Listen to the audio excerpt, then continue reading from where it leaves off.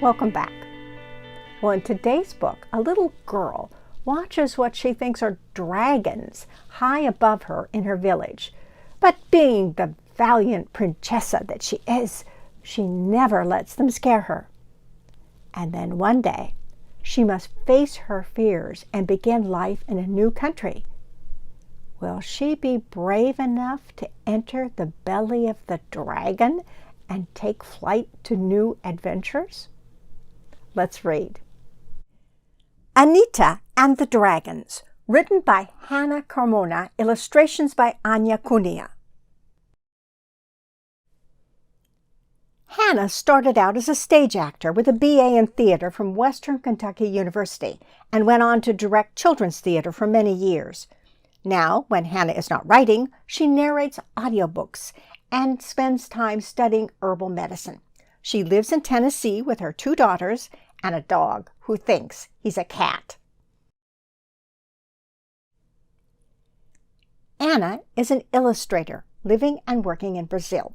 She graduated in fine arts from the State University of Minas Gerais in Brazil and studies in illustration from the Autonomous University of Barcelona in Spain.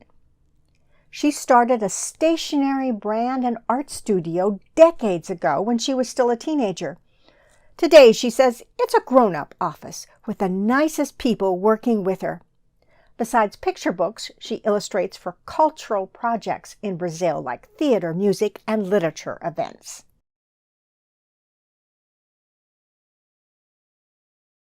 Today is the day I will meet the dragons. Large, winged beasts will carry me away.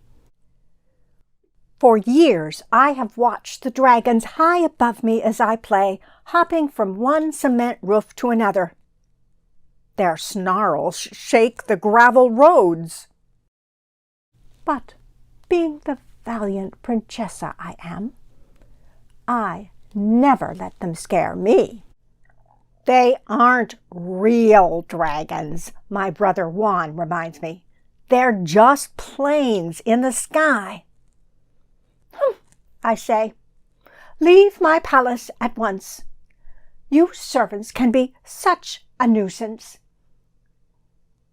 We don't live in a palace, my older brother Tony retorts. Of course, you don't.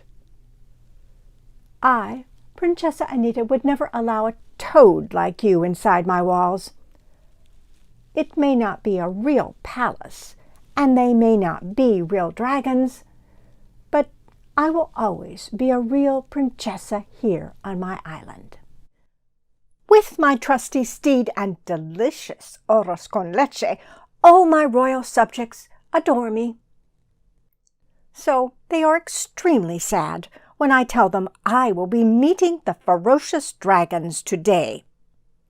With their muscles so strong, they will swoop my entire family and me away, taking us to live on a distant land, far, far away from the Dominican Republic. Princessa, our new palace will have hot water and a real dryer, says Mommy, as she dances with Abuela to merengue music. I move to the beat, giddy at the thought of a warm bath. Abuela is not coming, so we must tell her every detail. We promise to send thousands of pictures. Both she and I are sad.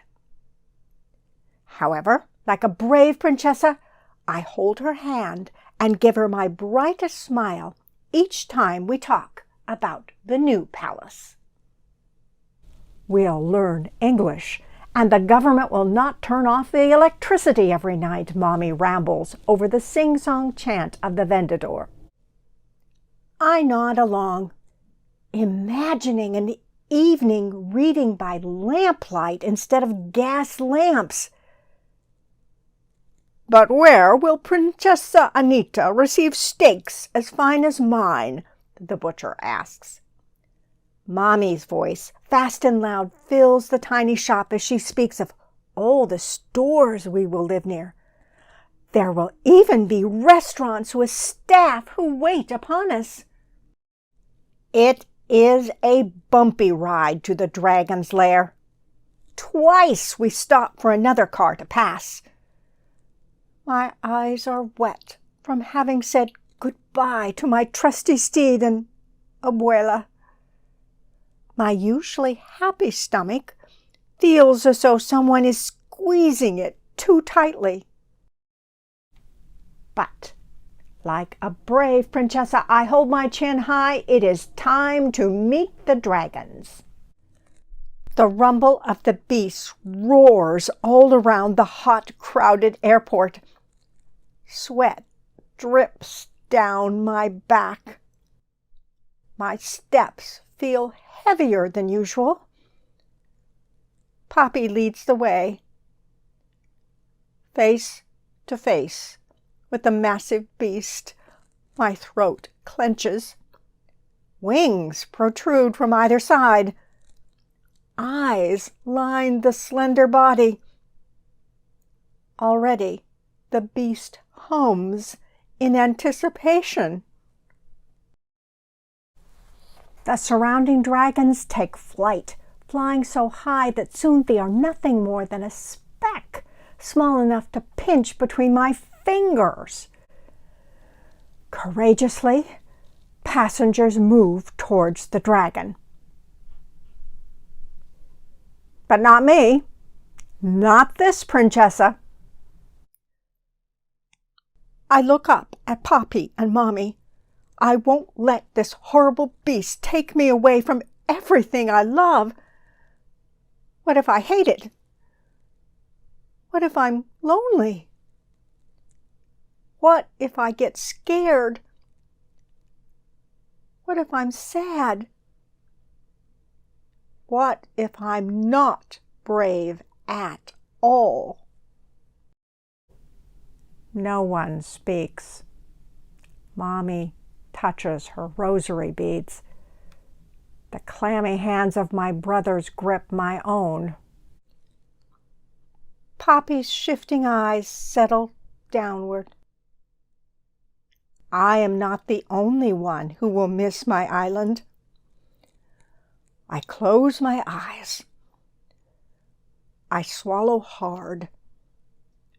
A rock the size of my fist presses down my throat before it lands with a plunk in the empty pit of my stomach. I breathe in the sea salt-drenched air deeply. I send a silent message to my island. A message filled with mango-sweet kisses, black stormy nights, glassy blue waves, spicy hot heat, and sandy snug hugs. I will see you again. And with one step, I move away from the familiar. With another step, I walk into the unknown. Hand in hand, we stand strong. Bravely through the dark, narrow throat of the beast, we enter its belly, where we will take flight to new adventures. I am no longer a watcher of dragons.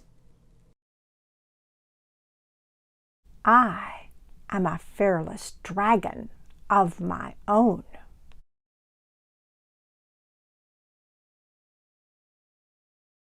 It does take a lot of courage, doesn't it, to move to a new place?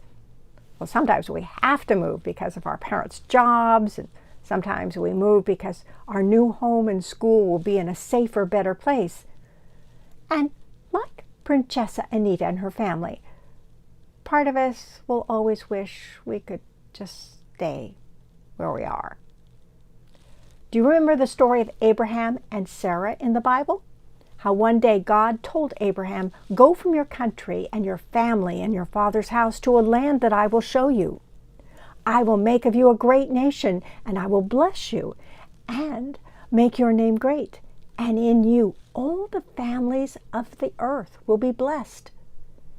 And many, many, many years later, a descendant of Abraham named David was born, who became the second king of Israel, in the land that God had sent Abraham to all those many years ago. And then, many, many, many, many years later, after David, a descendant of David was born in a little town called Bethlehem. And that baby was Jesus. And in Jesus, all the families of the world are blessed. God keeps his promises, and he chose to make it happen through a man called Abraham, who left his home and moved to a new place. Come back next week and we'll have another story.